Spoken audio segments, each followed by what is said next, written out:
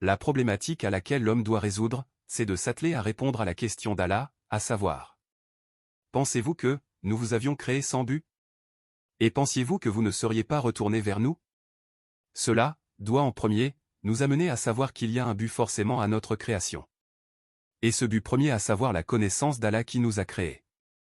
À déterminer les raisons et les objectifs de cette création, en nous posant ces questions-ci, à savoir, qu'est-ce qui nous rapproche de notre Créateur? Qu'est-ce qui nous éloigne de notre Créateur? Qu'est-ce qu'il aime? Qu'est-ce qu'il déteste? Sommes-nous une fois posé ces questions? Savons-nous pas que sa connaissance précède son adoration? L'exemple est comme un maçon que tu prends pour construire ta maison et celui-ci n'a aucune notion de base de la maçonnerie. Pensez-vous que votre maison atteindra l'objectif que vous visez? Sera-t-elle bien construite? Pourra-t-elle résister à la tempête? Non. Évidemment, car cette maçon ne vous sera d'aucune utilité. C'est pourquoi tout métier mondain est précédé d'abord par la connaissance avant le travail. C'est la même chose, si nous adorons notre Créateur sans le connaître, c'est comme confier sa maison à un maçon novice qui introduira ses passions et ses désirs comme la règle de la maçonnerie.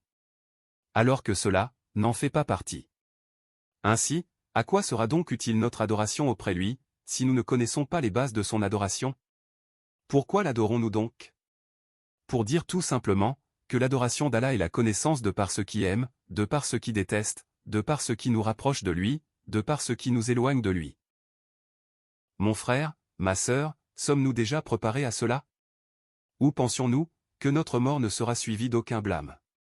Que après la mort, il n'y aura rien? Et que Allah n'aura aucun pouvoir pour nous ressusciter? Croyons-nous pas en un jour terrible? Si oui, tu y crois, que attends-tu donc?